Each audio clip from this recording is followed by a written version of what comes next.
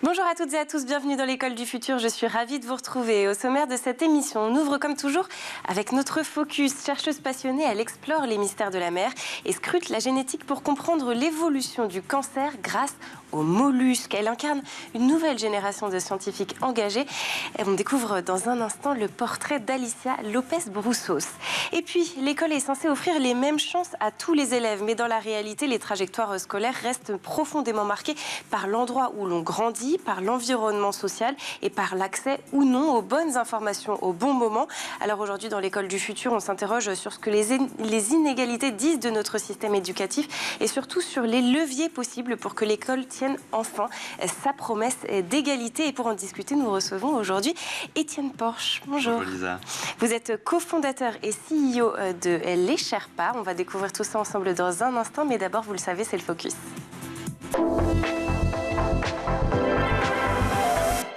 Scientifique post-doctorante à l'université de Caen-Normandie, spécialisée dans la recherche contre le cancer, Alicia Lopez-Broussos est une personnalité à suivre, récemment distinguée par le prix Les Jeunes Talents de L'Oréal l'UNESCO pour les femmes et la science. Elle est notre rôle modèle du jour, présenté aujourd'hui par Dylan Kohler. Y vamos a saludar precisamente a una de esas investigadoras, es Alicia Broussos, investigadora postdoctoral en la Universidad Caen Normandía en Francia. Buenas tardes. Buenas tardes.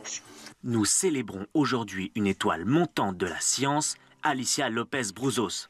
Cette jeune chercheuse d'origine espagnole vient de remporter le prestigieux prix Jeunes Talents L'Oréal UNESCO pour les femmes et la science.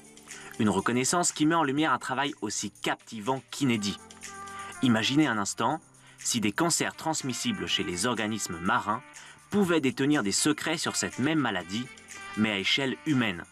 Eh bien, c'est ce qu'explore la postdoctorante à l'université de Caen-Normandie.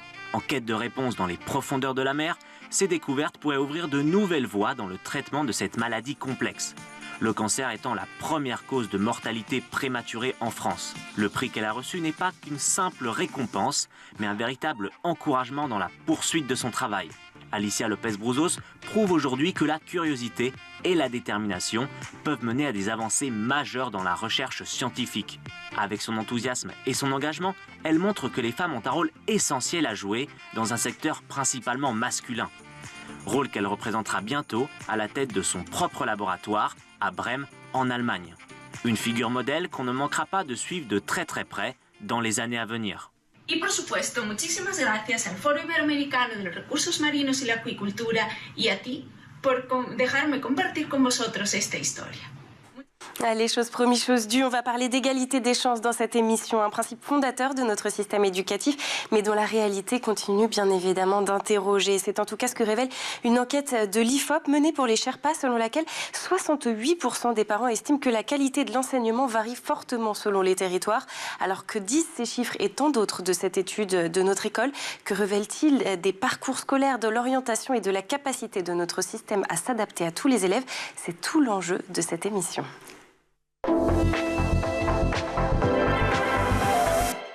Et pour m'accompagner en plateau aujourd'hui, j'ai le plaisir de recevoir Étienne Porche, CEO et cofondateur de Les Sherpas. Alors, vous êtes aujourd'hui avec nous, je le disais, pour décrypter une enquête de l'IFOP menée pour les Sherpas sur l'égalité des chances à l'école. Une enquête qui met en lumière de fortes inquiétudes chez les parents. Et on va en parler, bien évidemment. Mais avant ça, il me semble tout de même intéressant de présenter Les Sherpas, puisque c'est à travers cette entreprise que l'étude est née. Merci de m'accueillir Lisa. Les Sherpas, c'est très simple, c'est le soutien scolaire accessible à tous. Notre mission, c'est vraiment de mettre en relation des parents avec des professeurs particuliers, triés sur le volet, partout en France, pour des cours en ligne ou à domicile. Aujourd'hui, on a accompagné plus de 40 000 familles, on est en très forte croissance et on répond effectivement à une demande qui est de plus en plus importante parce que les constats qui sont faits dans cette étude sont partagés par une large majorité des parents. Il y a un vrai sujet aujourd'hui en France pour rendre l'éducation accessible au plus grand nombre et c'est ce sur quoi on travaille tous les jours. Alors, comme l'indique le titre donc, de cette étude qu'on va décrypter ensemble, l'égalité des chances quand le lieu de vie pèse encore trop lourd dans la réussite scolaire, eh bien, le lieu où l'on réside semble être un facteur clé aujourd'hui de la réussite. Mais alors, comment est-ce que c'est possible que ce soit encore le cas finalement en 2026 ? C'est une très bonne question et c'est parce qu'en fait, la France reste un pays qui est profondément centralisé. les pôles d'excellence d'éducation sont dans les grandes villes, notamment autour de Paris. Les meilleurs établissements scolaires sont à nouveau dans les grandes villes. Et en fait, plus on arrive à un lieu d'habitation qui est rural, moins il y a une source de connaissances proches et de qualité. Attention, je ne dis pas que les professeurs dans les milieux ruraux ne font pas un bon boulot, mais c'est juste qu'il y a moins de ressources, mais pour une raison aussi simple, c'est qu'il y a moins de monde. Donc forcément, l'État, avec la politique qu'il a pu avoir d'attribution des ressources, il concentre les efforts. Ça permet l'émergence de pôles d'excellence dans certains cas, mais aujourd'hui, on souffre aussi de cet excès de centralisation qui est assez français. Alors, il y a une véritable dualité qui est mise en exergue dans cette étude entre la ville, justement, et la ruralité, puisque 58% des parents franciliens font confiance à l'école pour permettre à chaque enfant de réussir, contre seulement 43% en zone rurale. Alors déjà, avant de rentrer dans le détail de ces chiffres, j'aimerais bien qu'on délimite à partir de quel moment on considère que l'on rentre dans la catégorie rurale. Alors, dans l'étude, on a vraiment essayé d'avoir un spectre en 3 étapes. Il y a les grandes villes, les métropoles, donc Paris, Lyon, Marseille. Ensuite, on va avoir les villes de taille intermédiaire. Ça va commencer sur des villes, par exemple, de la taille de Nantes, des choses comme ça. Et ensuite, on va rentrer dans les petites villes et le monde de la ruralité, les villages, etc. Ce qui représente quand même une grande partie des plus de 35 000 communes de France. Voilà. Oui, donc effectivement, il y a quand même des choses à dire. Alors, comment est-ce qu'on explique un tel écart de confiance chez les parents des grandes villes et justement de la ruralité? En fait, les grandes villes, et notamment l'Île-de-France, profitent d'un tissu qui est, éducatif qui est historiquement dense. Surtout, il y a aussi un gros vivier de professeurs, d'étudiants, ce qui fait qu'on a l'ensemble de la chaîne éducative qui est présente, par exemple, à Paris, ou à Lyon, ou à Marseille. Mais quand vous arrivez sur des villes de plus petite taille, vous n'avez pas forcément d'université. Donc vous avez le top, entre guillemets, d'éducation. Dans ces cas-là, ça devient le lycée. Et puis, au fur et à mesure, en fait, vous arrivez avec une forme de fragmentation. Et tout ça, bien sûr, ça s'explique aussi par la démographie qui a été dans les dernières années plus en faveur de la ville que de la campagne. Et donc, forcément, on a des écarts qui se construisent. Après, il y a quand même, je pense, quelque chose qui est important, c'est que ça pourrait être différent. Parce que aujourd'hui, on voit que d'autres pays, grâce à l'essor d'Internet, misent sur les nouvelles technologies, justement pour pallier ces inégalités. C'est-à-dire que dans les années 70, dans les années 80, c'était quelque chose contre lequel il était difficile de lutter. C'était, au fond, l'ordre des choses. Aujourd'hui, il y a des solutions qui existent, et je pense que ce qui est intéressant, c'est de faire le constat que c'est des solutions qui peuvent être mises en œuvre, par exemple pour la santé, avec la téléconsultation qui a été généralisée à l'échelle nationale, qui est remboursée par la Sécu, et des dispositifs de ce type qui ne se sont pas propagés aujourd'hui dans le monde scolaire. Et ça se traduit comment sur le terrain ?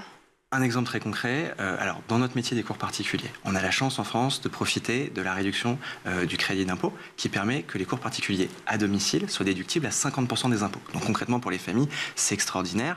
L'État reconnaît la complémentarité entre l'éducation nationale et les cours particuliers et dit si vous prenez des cours particuliers chez vous, on fait en sorte que ce soit à 50% déductible de vos impôts. C'est une aide exceptionnelle et c'est vraiment quelque chose d'essentiel justement pour favoriser l'égalité des chances. Mais problème, ce dispositif est uniquement éligible pour les cours à domicile.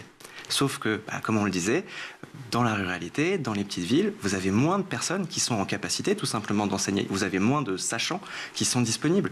Donc, paradoxalement, alors que ce dispositif il pourrait aider tout le monde, il aide beaucoup plus dans les grandes villes, dans des grandes villes où en plus nous ce qu'on observe chez les Sherpas c'est que de manière assez paradoxale, il y a plus de demandes pour des cours en ligne parce que les gens préfèrent éviter de prendre les transports, etc. Puis il y a la flexibilité aussi. Et il y a la flexibilité évidemment qu'offre le en ligne. Et donc ce dispositif est excellent en soi, mais aujourd'hui il mériterait d'être qu'on le fasse évoluer justement pour qu'on puisse aider plus de monde et qu'on puisse apporter ce savoir, ces sachants et cette aide à tout le monde partout en France. Et aujourd'hui, c'est pas le cas. Alors sur le terrain, quand on revient sur les établissements qui aujourd'hui dans la ruralité se sentent peut-être lésés en termes de moyens, quels sont justement les principaux points sur lesquels ces établissements vont être lésés au-delà du manque de personnel, bien évidemment. En fait, c'est surtout que vous allez avoir... Alors, déjà, il y a moins de personnel, moins de moyens, bien sûr, c'est une évidence. Mais vous avez aussi, en fait, l'orientation et les structures. C'est-à-dire que vous avez moins de filières générales, vous avez plus de filières spécialisées. Attention, je pense qu'on est un pays où on ne valorise pas assez les filières pro, les filières spécialisées, mais vous avez moins cette diversité en fait. Par exemple, moi je viens du Maine-et-Loire, je viens de Saumur, et c'est vrai que il n'y a pas d'université. Il faut aller dans la grande ville un peu plus proche, à Angers. Donc tout ça, en fait, c'est des choses qui posent problème quand on veut projeter une orientation et un parcours éducatif. Parce que pour la majorité des Français qui vivent pas dans une grande ville, en fait, partir de chez eux, entre guillemets, monter à la capitale, monter dans la grande ville proche, c'est déjà un effort intellectuel, c'est déjà sortir de ses repères, sortir de son quotidien. Et aujourd'hui, on pourrait changer les choses en poussant pour plus de digitalisation et pour permettre justement d'apporter plus de choses des grandes villes et vers la campagne et la ruralité. Est-ce que ces inégalités, elles commencent très tôt dans la scolarité ? Oui. Tout à fait. On le voit d'ailleurs, en fait, les premières années de la scolarité sont évidemment extrêmement importantes, dès le primaire. Alors, il y a quand même quelque chose qui est intéressant, c'est que dans les plus petites villes, on a la chance souvent d'avoir des classes un petit peu moins denses en termes d'effectifs. Donc ça permet un meilleur accompagnement. Mais assez rapidement, on se retrouve aussi coincé avec forcément pas un très grand choix éducatif. En fonction d'où on habite, de la carte scolaire, on n'a pas forcément aussi le choix de l'établissement. Donc on est finalement sur une scolarité qui est un peu plus tracée. Si on a de la chance d'être au bon endroit, d'avoir un établissement génial à côté, c'est formidable, mais parfois on peut être un peu loin, être sur une limite, etc. Pas forcément pouvoir construire en fait son parcours comme on le souhaite. Donc oui, les inégalités, bien sûr, elles prennent racine dès le plus jeune âge et ensuite elles se cumulent. Il y a une forme d'effet composé. Et le fait d'avoir accès évidemment à un socle culturel, avoir accès à des ressources complémentaires, avoir accès à en fait un ensemble, un écosystème qui va vous pousser à progresser, tout ça en fait c'est des petites pierres qu'on pose dans la trajectoire d'un élève, et plus on les pose tôt, plus elles se conjuguent pour provoquer des progrès et créer des beaux parcours. Justement, vous venez d'aborder quelque chose de très intéressant, c'est le cumul finalement de tous ces petits freins qu'on peut avoir et qui sont étudiés dans les sciences de l'éducation. Vous estimez que ça, c'est ce qui va causer le plus gros problème finalement, des problèmes qui isolaient par exemple l'éloignement ou moins de ressources pris à part finalement, ça a moins d'impact, mais c'est vraiment la notion de cumul qui vient freiner les élèves? Je pense qu'il y a un tout. C'est-à-dire qu'on a bien sûr ces petits éléments qui jouent, c'est une évidence. Il y a aussi, je pense, aujourd'hui quelque chose qui est en train d'arriver, c'est l'IA qui va creuser les inégalités, on peut en parler un petit peu après. Et il y a évidemment l'école en tant qu'institution qui a certainement aujourd'hui besoin d'évoluer dans ce qu'elle enseigne. Des choses intéressantes que disent l'étude, c'est que les parents considèrent, plus de la moitié des parents, si ma mémoire est bonne, considèrent que l'école ne forme pas suffisamment au réel, au monde d'aujourd'hui. Et c'est un vrai sujet. On a une école qui fait un job essentiel avec des professeurs qui sont bien évidemment hyper impliqués, mais il faut aussi qu'on donne à l'école la possibilité d'évoluer et d'être dans l'air du temps. Et ça, c'est pas forcément simple aujourd'hui de le faire, notamment dans un pays très centralisé. Alors, on a évoqué le fait que les inégalités scolaires commencent très tôt, finalement, dans le parcours, mais à quel moment est-ce qu'elles vont se cristalliser? À quel moment les écarts apparaissent réellement? Alors, il y a, je pense, des moments marquants. Le premier moment, c'est vraiment la maîtrise de la lecture et la maîtrise de l'arithmétique de base. Là, déjà, si votre enfant il sait lire, écrire, compter correctement, vous avez un socle qui permet ensuite d'avancer. Et on l'a observé, c'est fragile aujourd'hui. Même s'il y a du travail qui a été fait au primaire, et ça a été une des priorités dans l'éducation sur les 2 derniers quinquennats, il y a encore du boulot. Ensuite, vous avez un passage au collège et je dirais la barrière 4e, 3e. C'est-à-dire qu'au collège, on récupère parfois au début de cycle, donc en 6e, 5e, des élèves qui ont des difficultés. Et là, tout l'enjeu, c'est d'essayer de les remettre à flot. Et puis ensuite, vous avez la première vague d'orientation qui a lieu au moment du brevet, où en fait la question, c'est est-ce que vous allez aller vers un lycée généraliste ou vers une voie plus professionnalisante. Là, vous avez un deuxième moment clé. Et enfin, vous avez le 3e moment clé qui a lieu pour le coup au lycée, avec Parcoursup, avec l'importance du dossier scolaire. Et aujourd'hui aussi, je pense que c'est important, mais les Français l'ont compris, le bac est devenu de plus en plus une formalité, parce qu'on le donne à 90% de la classe d'âge. Et ce qui est paradoxal en revanche, c'est que le taux d'échec en première année du supérieur n'a jamais été aussi élevé. On parle de 60% d'échecs en première année de licence. Donc, souvent, il y a des problèmes d'orientation et le sujet de fond, c'est qu'on est encore un pays qui est trop dans la solution de court terme et pas assez dans l'anticipation. Pour le coup, ça c'est quelque chose qu'on voit changer. On voit que les parents anticipent de plus en plus et passent en fait d'une logique curative à une logique préventive. Mais il faut vraiment continuer à anticiper. Et si on prend du recul, c'est aussi le sens des réformes qui ont été faites dans les dernières années via Parcoursup, avec en fait, ce sujet où on a demandé de plus en plus aux gens, via les spécialités, d'anticiper leur orientation. Donc les choses s'améliorent bien sûr. Il y a eu des vrais progrès aussi avec l'amélioration de la plateforme Parcoursup en tant que telle. On essaie de donner plus de visibilité sur les débouchés des différentes formations. Donc attention, hein, il y a du boulot qui est apporté, bien évidemment. On est en chemin, mais il faut aussi quand même constater que les choses ne sont pas parfaites et qu'on peut faire mieux. Tout n'est pas acheté à la poubelle. Puisqu'on parle justement d'opportunités, j'imagine que ce qui entre en jeu aussi, lorsqu'un élève va avancer dans sa scolarité, c'est aussi la question de l'autocensure. Et là, on en revient à ville versus ruralité. Ouais. Est-ce qu'en ruralité, on a peut-être une autocensure plus importante de la part des élèves ? De toute évidence, parce qu'en fait, c'est les parcours un peu plus élitistes, les parcours d'excellence sont moins visibles. Déjà, il y a plus de gens dans la ruralité ou dans les petites villes qui vont ignorer l'existence de certaines filières d'excellence encore aujourd'hui, malgré Internet, malgré, entre guillemets, l'information qui est censée être accessible à tous. C'est aussi pour ça que sur les Sherpas, on a créé un média où on propose des contenus pour aider à la réflexion, pousser à l'orientation. Mais vous avez, je pense, un sujet plus large qui est aussi l'existence de rôles modèles qui sont bien sûr plus rares. Donc oui, ça reste un sujet, évidemment, qui est important. Il y a cette dialectique, je pense, ville-campagne. Il y a aussi toujours cette dialectique garçon-fille qui existe. Je pense que c'est aussi important de la mentionner, même si les choses s'améliorent, on peut encore remarquer, et c'est regrettable, qu'il n'y a pas assez de filles dans les filières scientifiques. Exactement. Et on le répète souvent. Et ça commence en fait dès le lycée, avec moins de filles qui osent prendre les spécialités mathématiques, etc. Alors qu'honnêtement, il n'y a aucune raison que ce soit le cas. Aucune. Voilà. Et le message est passé. Bon, on va continuer à décrypter cette étude ensemble, mais je vous propose d'abord de faire un petit tour sur la planète tech. Si je vous dis la crème de la crème d'Internet, vous me répondez le Zaptec, et c'est tout de suite. Spend some time away, getting ready for the day you're born again.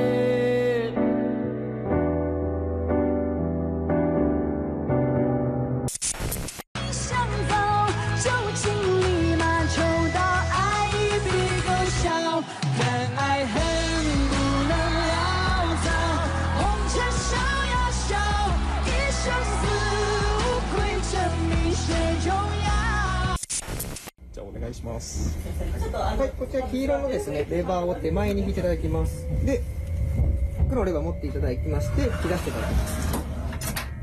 で、座席ですね、折りたたみになってますので、これ上げていただく。で、これテーブルがですね、ちょっと当たっちゃいますので、一回上げていただきまして、はい、戻していただくことで、これフラットに、はい、することができます。反対側も同じようにすることですね、足を伸ばしていただいたりとか、そういった風にですね、ご利用いただけることができます。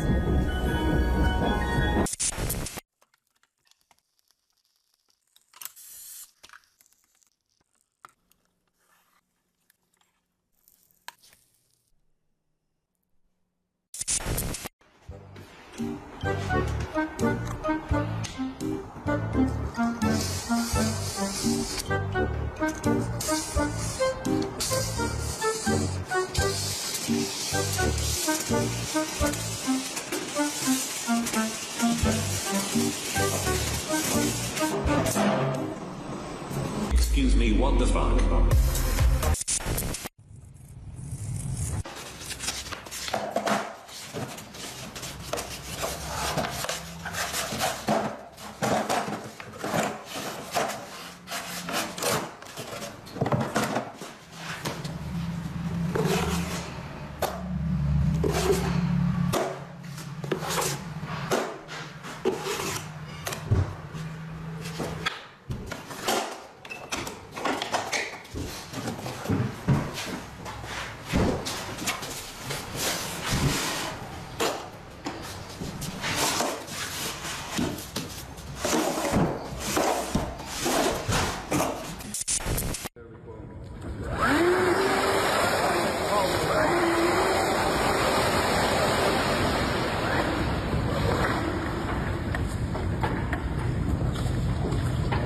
Allez,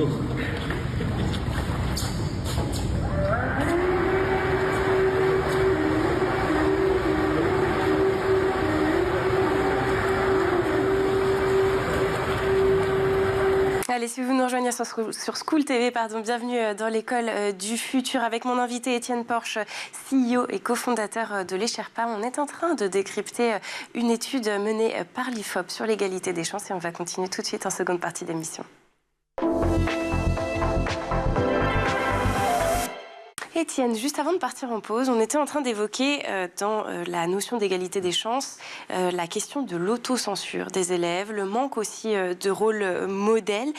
Alors de ce côté-là, qui est-ce qui a le plus de rôle à jouer? Est-ce que pour lutter contre l'autocensure, c'est plutôt l'école qui doit se mobiliser, la famille? Je pense que le problème en réalité est des deux côtés. Bien sûr que l'école doit pousser et en fait les professeurs, le corps enseignant, mais beaucoup sont déjà mobilisés, doivent pousser notamment les filles à prendre leur place à table, à aller dans des filières scientifiques. C'est aberrant en fait qu'on n'en ait pas plus par exemple dans les filières d'ingénieurs, etc. Il n'y a aucune raison pour laquelle ça devrait être le cas. En revanche, je pense aussi qu'il y a un vrai travail côté famille. Alors évidemment, on a fait du chemin en tant que société, on a mûri, mais pour moi, et c'est une des raisons pour lesquelles j'ai lancé l'Esherpa, c'est à cause de ma grand-mère. Ma grand-mère, en 3e à l'époque, donc ça remonte quand même, elle voulait devenir médecin. Et en fait, on lui a refusé. Ses parents lui ont dit non, tu ne deviendras pas médecin parce que pourquoi une fille ferait ce genre d'études? Et évidemment, aujourd'hui, ce genre de réflexe est moins marqué, on ne le dira pas de la même manière. Mais je pense que c'est très important aussi qu'en tant que parent, un travail soit fait pour pousser les filles en fait, à être ambitieuse, à rêver grand. On le fait naturellement pour les garçons. Et il y a, je pense, aussi ce sujet... en fait, tous les enfants ont un potentiel, plus largement. Et c'est important, en tant que parent, de faire le maximum pour qu'ils puissent vraiment éclore. Et je pense aussi, il faut le dire, en fait, il y a autant d'orientations qu'il y a de personnes. Il n'y a pas de saut métier, il n'y a pas de mauvaise voie. Le seul sujet, en revanche, c'est de réfléchir à l'adéquation entre votre enfant et la trajectoire d'orientation. Et tout ça, c'est un projet qui se mature. C'est aussi normal de ne pas se réveiller un matin en se disant « je veux faire ça ». Bon, ça, on le fait quand on a 6 ans, on dit qu'on va devenir pompier. Mais on change, voilà, toutes les semaines. Exactement. Mais en fait, il y a un sujet de maturation et c'est un processus dans lequel les parents doivent s'impliquer. Comment est-ce que vous voulez que votre enfant puisse avoir des réponses alors que lui-même n'a pas encore vécu? Donc en fait, oui, c'est une discussion commune. Tout le monde fait partie du problème et il faut justement qu'on essaye tous ensemble de pousser nos enfants vers la réussite et en fait leur dire que c'est possible de réaliser leurs rêves. Bon, alors jusqu'à présent, on a décrypté la partie territoire de l'enquête, mais ce n'est pas tout, puisque les parents montrent aussi de la défiance envers le système éducatif en lui-même, envers son fonctionnement intrinsèque, avec un point de tension particulièrement fort autour de la question de l'égalité des chances. Et en témoigne ce chiffre, 47% des parents seulement croient à ce concept. C'est très peu, ce chiffre, il vous a surpris ? Non, nous, il ne nous surprend absolument pas parce qu'on a de plus en plus de parents qui prennent des cours particuliers sur l'Esherpa justement pour donner toutes les chances à leur enfant de réussir. On est dans un système éducatif qui sélectionne, il faut le dire, même si aujourd'hui, il n'assume pas de le faire ouvertement. Parcoursup est une forme de sélection. Bien sûr qu'il y a un sujet de bien orienter les gens, c'est ce que je disais juste avant. Néanmoins, il y a une comparaison du niveau et quand vous voulez rentrer dans un établissement où le nombre de places est limité, oui, c'est une sélection. Et je pense que c'est important de le dire et c'est même nécessaire parce que il faut bien sûr aiguiller. Donc ensuite, le sujet vraiment de fond, c'est est-ce que l'école, en fait, l'égalité parfaite dans l'éducation, elle ne peut pas exister parce qu'on commence tous à des points de départ qui sont différents. En revanche, le sujet, c'est de créer un système qui soit aussi équitable que possible. Et là-dessus, l'État prend sa part avec le dispositif de crédit d'impôt, par exemple, pour les cours particuliers. C'est vraiment quelque chose de super parce que nous, on est là, en fait, en complémentarité de l'école pour aider des familles à rattraper un retard, mais aussi pour renforcer dans certains cas. Mais on pourrait aller plus loin. Et c'est sûr qu'aujourd'hui, c'est un travail de fond qu'il faut continuer à porter. Alors, je voulais quand même rappeler, parce que c'est important dans le contexte de cette discussion, ce qu'est la supposée définition de l'égalité des chances. A priori, elle signifie que l'école ne doit pas, par l'origine sociale, le lieu de vie, le milieu familial ou encore le contexte économique, déterminer la réussite scolaire ou l'orientation d'un élève. Alors, vous qui êtes sur le terrain, vous y croyez à cette définition de l'égalité des chances ou justement vous croyez plutôt à l'équité ? des chances? Je pense que dans la pratique, il faut... en fait, l'égalité est quelque chose d'extrêmement dur. C'est évidemment un idéal vers lequel on a tous envie de tendre et auquel je pense qu'on est tous attachés. Mais je pense que dans la pratique, il faut se dire que l'égalité parfaite, au fond, c'est un peu le communisme. C'est un peu dire que tout le monde est parfait. Et c'est même peut-être quelque chose qui nous a desservi dans les années précédentes, quand on a voulu dire à tout le monde que en fait, tout le monde était parfait. On en arrive à un nivellement par le bas qui est constaté par les parents. Et ce nivellement par le bas, est-ce que c'est quelque chose de souhaitable dans le fond? Je n'en suis pas certain. Je pense qu'on a plutôt envie d'avoir une école qui pousse tout le monde à se dépasser et qui pousse en fait, chacun à s'améliorer et à donner le meilleur de lui-même. Et là, dans cette dimension-là, je pense que il y a un travail qui a commencé à être entrepris par les politiques dans les dernières années, mais on peut aller plus loin et nous, on serait ravis d'accompagner et de continuer en fait à faire plus, par exemple avec une généralisation du crédit d'impôt sur des cours en ligne. Je pense que c'est des sujets, évidemment, c'est pas très à la mode aujourd'hui en temps de restrictions budgétaires, mais en fait, l'éducation, c'est la colonne vertébrale de la nation. Il est plus que jamais urgent de continuer à investir dans nos enfants, surtout quand on voit ce qui se passe dans le monde, surtout quand on voit le nombre d'ingénieurs que produisent des pays comme la Chine, l'Inde ou les États-Unis. On a besoin de super profils et en fait, les talents ne manquent pas en France. En revanche, on peut clairement faire mieux en réformant le système et en essayant d'aller plus loin et en assumant, je pense, cette ambition. Sur cette question d'égalité des chances, vous l'avez dit vous-même, tous les élèves n'ont pas la même situation au départ et l'école doit donc compenser ces différences pour arriver à cet idéal d'égalité des chances. Ça voudrait dire un suivi extrêmement précis et personnalisé de chaque élève, ce qui est impossible aujourd'hui. Et ça explique aussi peut-être un des chiffres de l'étude, qui est que près d'un parent sur deux considère que l'école ne s'adapte pas suffisamment aux différents profils des élèves, en particulier ceux qui vont apprendre différemment. Ça, vous pensez que ça relève plutôt d'un problème de moyens ou plutôt d'un cadre institutionnel qui est encore trop rigide? Je pense que ça relève de trois choses. Ça relève effectivement... il y a beaucoup de moyens qui sont quand même mis dans l'école, même si, évidemment, en fait, l'école en tant qu'institution est un des premiers budgets de la nation. Néanmoins, je pense qu'il y a un sujet de fléchage des moyens et flécher plus vers les classes, peut-être moins dans le support administratif et un peu les mêmes problèmes que ce qu'on peut rencontrer dans l'hôpital. Il y a aussi, je pense, un sujet effectivement de comment est-ce qu'on vit aujourd'hui l'éducation au XXIe siècle? Aujourd'hui, par exemple, dans certains pays, on embrasse davantage l'innovation. L'innovation qui peut permettre des gains de productivité. Et aujourd'hui, on a une école qui reste assez peu digitalisée. On a tendance même un peu à diaboliser le digital. Je pense que c'est une erreur et je pense que, par exemple, quand la Chine impose des cours sur l'IA à tous les enfants à partir de l'âge de 6 ans, quand ils mettent des salles de classe avec des tables qui sont des écrans et en fait, il y a un mode table où on écrit, puis il y a un mode où on retourne la table et c'est un écran tactile. En fait, c'est des choses qui sont en train d'arriver dans d'autres pays. Il ne faut pas non plus qu'on ait peur de prendre ce virage. Voilà. Et après, il y a un dernier sujet. Oui, l'individualisation, ce n'est pas le métier de l'école. L'école, elle est là pour apporter en tant qu'institution un socle à toute la population. Le sujet de la personnalisation, derrière, c'est le métier des professeurs particuliers. C'est ce qu'on fait nous et on est vraiment en complémentarité et je pense que ça, c'est un dernier point. On est parfois vu par l'éducation nationale et par l'institution comme une sorte d'échec, c'est-à-dire que si on doit avoir recours à un tuteur en complément, c'est que nous, on n'a pas bien fait notre boulot. Moi, je pense que c'est une erreur de penser ça. Je pense qu'on est tous là pour essayer de faire en sorte que les élèves ils aillent mieux. Et je pense qu'aujourd'hui, il y a un pragmatisme à avoir. Le métier de professeur est un métier extrêmement exigeant. Les professeurs dans l'éducation nationale font vraiment de leur mieux. Mais c'est pas la même chose de gérer une classe que de prendre un élève par la main. Et c'est pour ça, par exemple, que dans d'autres pays, il y a du tutorat qui se développe avec des partenariats publics-privés qui sont importants, par exemple au Royaume-Uni. Et c'est des choses où je pense qu'il y aurait des vraies choses à apporter en France pour aider beaucoup plus d'élèves.